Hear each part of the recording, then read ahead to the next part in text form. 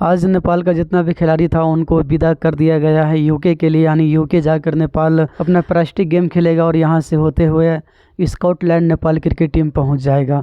लेकिन जहाँ पे एक तरफ खुशी का माहौल था, यानी एक तरफ हम लोग खुश हो रहे थे कि काफ़ी अच्छी बात है कि नेपाल एक बार फिर से अपना सफ़र जो क्रिकेट का है वो जारी करने जा रहा है। लेकिन इसी बीच में एक खबर आता है जो खबर काफ़ी लोग को हैरान भी करता है और काफ़ी लोग को तकलीफ़ भी देता है, और बहुत ऐसा लोग है कि संदीप लामिछाने से बहुत ज़्यादा नाराज़ भी है। सबसे पहले मैं यही बात बताऊं, क्या आखिर संदीप लामिछाने कहा है कि जिसके वजह से उनका चाहने वाला है, उनका आप कह सकते हैं कि दिल भी टूटा है, वो नाराज़ भी है कि आखिर इतना कीमती हीरा जो नेपाल के लिए है वो कहीं ज़ाया ना हो जाए।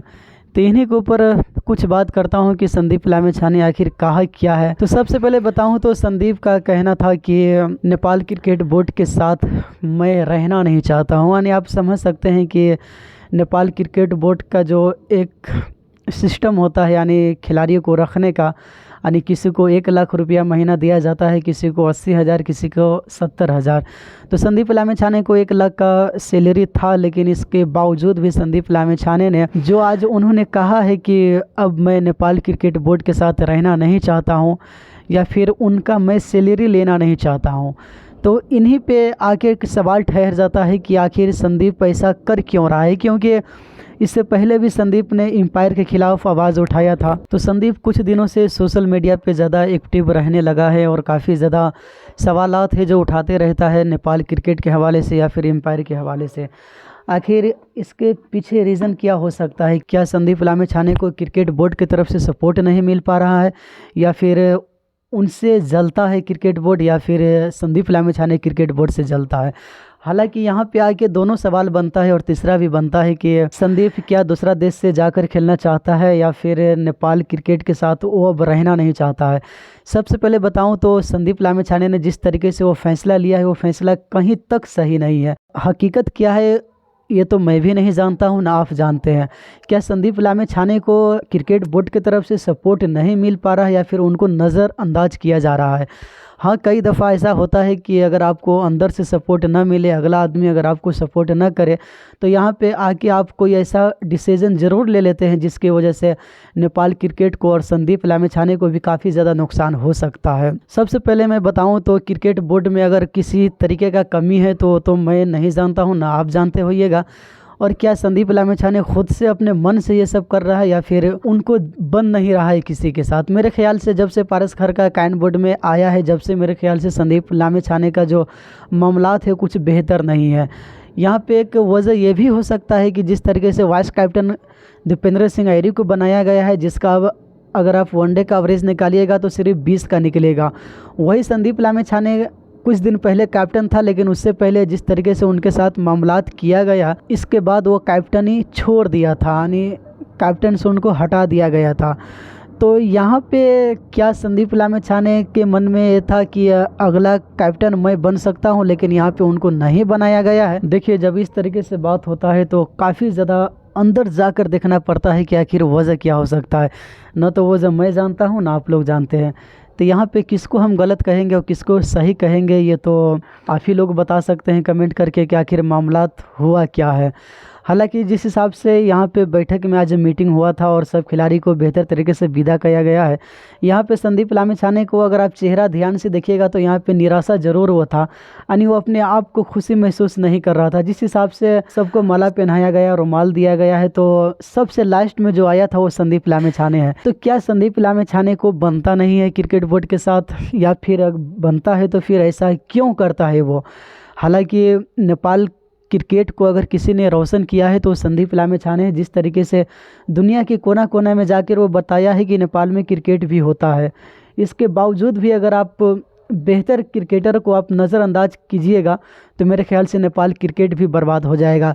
काफ़ी दिन पहले की बात है कि नेपाल क्रिकेट में इसी तरीके से कुछ मामलात हुआ था जिसके वजह से नेपाल क्रिकेट इतना पीछे है। अगर इस दौर में भी ऐसा होता होगा तो मेरे ख्याल से ये बहुत गलत हो सकता है किसी भी क्रिकेटरों के लिए, क्योंकि आप किसी चीज़ को ऊपर ले जाने के लिए सोचते हैं, नीचे नहीं लाने के लिए। किसी भी चीज़ को अगर बेहतर तरीके से जब तक नहीं ध्यान देंगे, जब तक वो चीज़ बेहतर तरीके से नहीं चल पाएगा। अगर आपको नेपाल क्रिकेट को एक बुलंदी पे ले जाना है तो आपको इसके बारे में बेहतर सोच रखना पड़ेगा। कैन बोर्ड में आप उन आदमी को शामिल कीजिए जो अपने आदमी को तरफ न देखता हो, वो देखता हो कि नेपाल की तरफ से क्रिकेट बेहतर, ज़्यादा बेहतर कौन खेल सकता है, कौन नेपाल क्रिकेट को जिता सकता है। ऐसा नहीं है कि जो मेरा फेवरेट है उनको मैं टीम में शामिल कर दूं, ऐसा नहीं होता है। अगर इस तरीके से काम किया जाए तो नेपाल क्रिकेट बिल्कुल ख़त्म हो जाएगा। मान के चलिए मिसाल मैं दे दूं, कुछ दिनों से पाकिस्तान क्रिकेट का भी हालात बेहतर नहीं है। इसकी वजह क्या है? कोई अपना ग्रुप बना के चल रहा है, कोई अपना ग्रुप बना के चलता है। इस तरीके से होता है तो कभी भी क्रिकेट कामयाब नहीं हो पाएगा। और पाकिस्तान टीम को दूर जाने में अगर आप कहिएगा तो बेहतर टीम में पाकिस्तान अभी गिनती नहीं आ रहा है, जिस हिसाब से उनका हालात है। अगर इसी तरीके से नेपाल क्रिकेट टीम भी करने लगेगा, जो खिलाड़ी उनका फेवरेट है उनको आप टीम में शामिल कीजिए, और जो खिलाड़ी मेरा नहीं उनको हटा दीजिए, चाहे जितना भी बेहतर वो खिलाड़ी हो। संदीप लामिछाने को के साथ मैं बताऊं तो उनके साथ अगर किसी का न भी बनता है ना, तो वो ऐसा खिलाड़ी है, इतना नाम वो अपने दुनिया में रोशन किया है कि उनको टीम में रखना पड़ेगा। जिस हिसाब से नेपाल में उनको लोग चाहता है, प्यार करता है, उनसे सपोर्ट करता है, और उनसे हमेशा नेपाली फ़ैन है जो उम्मीद लगा कर बैठा रहता है कि संदीप आएगा तो हम विकेट लेकर देगा। तो मेरे ख्याल से एक ये भी प्रेशर हो सकता है कायन बोर्ड की तरफ से संदीप को टीम में खिलाने का। अगर इस तरीके से बात होता, अगर कोई हल्का फल्का खिलाड़ी होता तो मेरे ख्याल से अगर मामला गड़बड़ होता तो कब हटा दिया होता। लेकिन मामला आके फंसता है यहाँ पे कि एक बेहतर खिलाड़ी, मान के चलिए पाकिस्तान की तरफ से बाबर आजम के साथ किसी का ताल्लुक़ ख़राब हो जाएगा तो उनको नहीं हटा पाएगा, क्योंकि उनका फ़ैन फॉलोइंग बहुत ज़्यादा है, लोग उनको जीने नहीं देगा बेहतर तरीके से। इसी तरीके से अगर मैं बात कर लूँ तो इंडिया की तरफ से विराट कोहली मान लीजिए, विराट कोहली का फॉर्म हो चाहे ना हो, अगर आप उनको नज़रअंदाज कीजिएगा या फिर अगर आपके साथ नहीं बनता है उनको, इसके बावजूद भी उनको टीम में आपको रखना पड़ेगा, क्योंकि इस टाइप का वो खिलाड़ी है। तो यही हाल संदीप लामिछाने के साथ है। संदीप लामिछाने का मौजूदा वक्त में आप देखिएगा तो फॉर्म इतना बेहतर नहीं है। फॉर्म के हिसाब से अगर आप कहिएगा कि टीम से वो ड्रॉप हो जाना चाहिए तो गलत नहीं होगा, क्योंकि इससे बेहतर गेंदबाजी ललित राजवंशी अभी करा रहा है। लेकिन जिस हिसाब से कोई भी बड़ा खिलाड़ी बड़े लेवल पे जाके वो क्रिकेट खेला है, उनको आप इतना जल्दी नहीं हटा सकते हैं टीम से।